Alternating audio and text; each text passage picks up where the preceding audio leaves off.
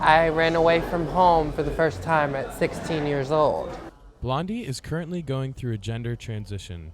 Social workers say she is one of 4,000 homeless queer people in New York City. And it was not easy in my family. To this day, I do not speak to my blood family. There were several instances in her youth where her close friends Busted into my home and, stopped the physical and sexual abuse that was happening to me.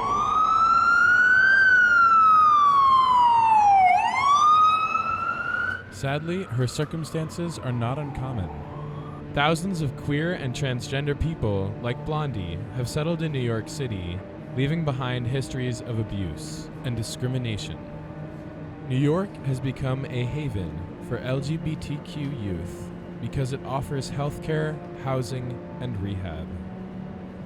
Many are left vulnerable, struggling to find a place to call home, and are continually subjected to abuse, bullying, and sexual assault.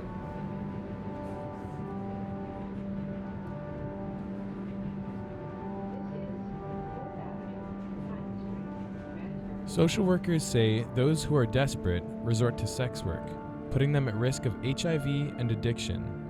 Blondi has left all of that in the past and is ready to move on to the next part of her life. I can literally be cleared to have my breast augmentation in April because Medicaid does cover it here. Unlike her home state of Florida, Medicaid in New York covers the cost of hormones and gender transition surgeries. All she needs is written approval from her doctor, who works at a nonprofit supporting the LGBTQ homeless.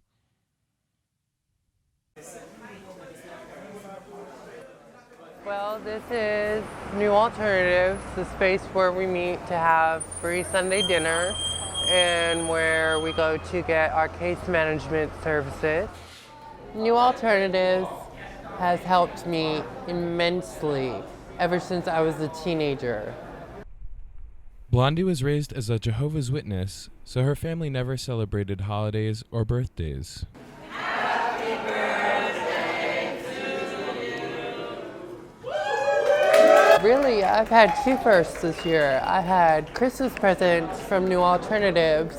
Today, I was just surprised with a birthday cake. It was amazing. I've never had a birthday cake before. And it was just so, my husband was with me, and I'm very grateful to this organization. She's also grateful for Cole, her husband-to-be, who's been with her since she got out of an abusive relationship in the fall. One day, after my boyfriend had gotten through beating the crap out of me, I just had enough. I had enough, and he didn't beat the crap out of me. He didn't just beat the crap out of me. He raped me at knife point. I attempted suicide.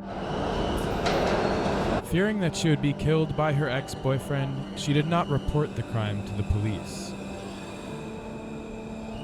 Something in me just went off that said that your true love is going to come to you, and what you're with right now is not true love.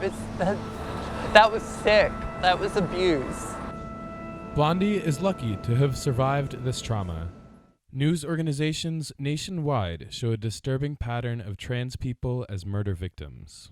China Gibson and Sierra McIlveen were murdered within days of each other. A week earlier, Jaquarius Holland was killed in another Louisiana town. All of the victims, trans women of color. Kevin Ramirez has admitted he stabbed the 33-year-old transgender woman, then intentionally set her apartment on fire. Authorities are slow to respond as these stories gain more attention from the media. I'm pretty sure there is. Really, Mr. MTA? Really? I had to be Mr. MTA. Like 12 by 24, so I'm just saying. Mr. MTA. Blondie's story defies the all too common and tragic narratives around trans women. I mean, it's not like you're not married to a bleach blonde slut who's sleeping at the board to get you the job. I have been with Cole officially since December 23rd. I've known him since probably October, late October. He's thinking about next summer, but you know, that's fine with me. That's fine with me. More time to blossom, more time to grow. He's also thinking about a Christmas wedding. So it could be a Christmas wedding or it could be next summer. Special day for Blondi, so I thought I might change it up a little bit. Well, like any other day, being grateful, get to see the love of my life, and just be happy that I can breathe. The trials and tribulations she has faced have inspired a poetry book entitled Samantha's Siren Songs. So I just started composing these 14 to 30 line stanzas just off the top of my head.